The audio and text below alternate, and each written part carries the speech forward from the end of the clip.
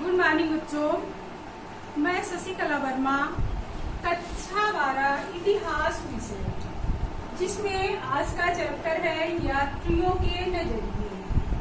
यात्रियों के नजरिए मध्यकाल में भारत का अन्य देशों से संपर्क स्थापित होने के बाद विदेशों से बहुत से यात्री भारत में घूमने के लिए आए।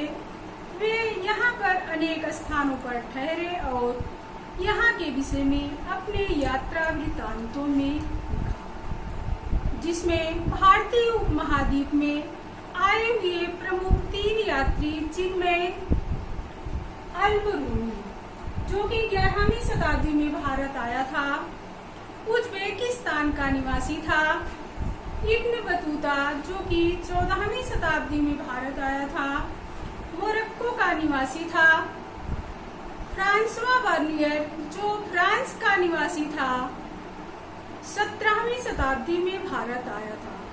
इन यात्रियों ने अपने यात्रा वृत्तांतों में उस समय के सामाजिक, राजनीतिक, आर्थिक सभी के विषय में विस्तृत वर्णन किया है, जिससे उस समय की हमें विशेष जानकारी प्राप्त होती है। सबसे पहले हम देखते हैं अल-बरूनी जीवन परिचय। अल-बरूनी कौन था, कहाँ का रहने वाला था? अल-बरूनी का जन्म 973 ईस्वी में उज्बेकिस्तान के ख्वारिज़्म में हुआ था। अल-बरूनी का जन्म 973 ईस्वी में उज्बेकिस्तान के ख्वारिज़्म में हुआ था। ख्वारिज़्म उस समय शिक्षा का महत्वपूर्ण केंद्र था। अल-बरूनी को भी वहां शिक्षा प्राप्त करने का सौभाग्य प्राप्त हुआ।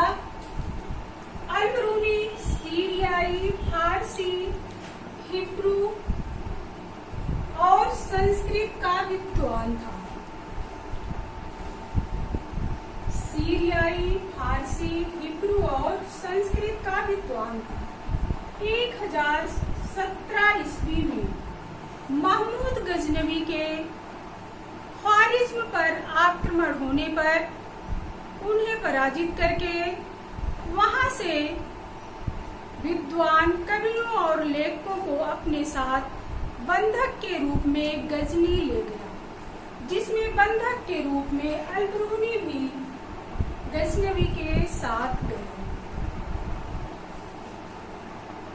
और धीरे धीरे अल-बरूनी को गजनी इतनी पसंद आ गई कि वो अपनी जीवन के अंतिम समय तक 70 वर्ष की अवस्था तक गजनी में ही रही। अल-बरूनी एक गणितज्ञ, दार्शनिक, ज्योतिषी और संस्कृत भाषा का विद्वान था। महमूद गजनवी ने उसकी योग्यता से प्रभावित होकर उसे राज दरबार में बहुत ही ऊंचा पद प्रदान किया। गजनी में रहकर ही अल-बरूनी की सोच भारत के प्रति उत्पन्न हुई, भारत के में आने की उसकी रुचि उत्पन्न हुई। महमूद गजनवी के आक्रमण के अवसर पर अल-बरूनी कई बार भारत आया और यहाँ पर अनेक स्थानों पर ठहरा। भारत में उसने संस्कृत भाषा, दर्शन और ज्योतिष का विशेष अध्ययन किया।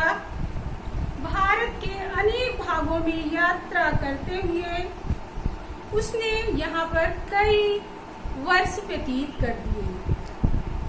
ब्राह्मणों, पुरोहितों और विद्वानों के साथ उसने कई वर्ष व्यतीत किए और अनेक संस्कृत पुस्तकों का अरबी भाषा में अनुवाद किया, जिसमें पतंजलि का व्याकरण भी सम्मिलित है। यानी उन्होंने पतंजलि के व्याकरण का भी संस्कृत भाषा में अनुवाद किया।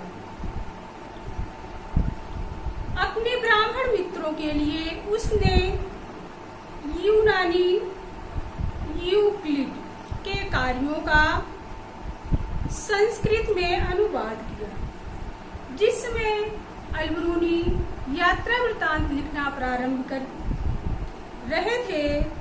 उस समय यात्रा वृत्तांत अरबी साहित्य का महत्वपूर्ण अंग बन चुका था, जो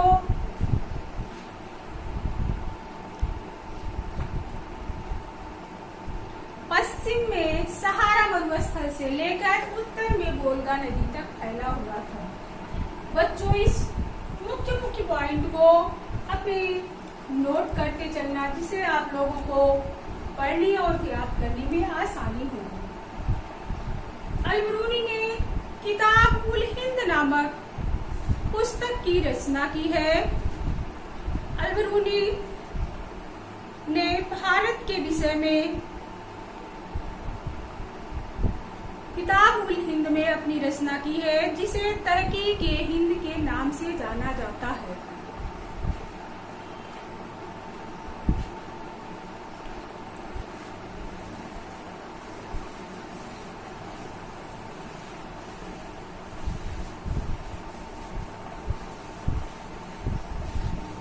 अल-बिरूनी अपने समय के विद्वानों में से प्रमुख है। अल-बिरूनी की पुस्तक किताब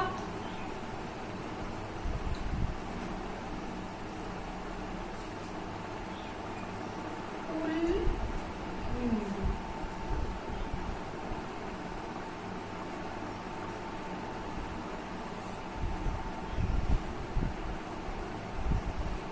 अल-बिरूनी की पुस्तक किताब उल हिंद अरबी भाषा में है, जो बहुत बड़ा ग्रंथ है, जिसमें 80 अध्याय हैं।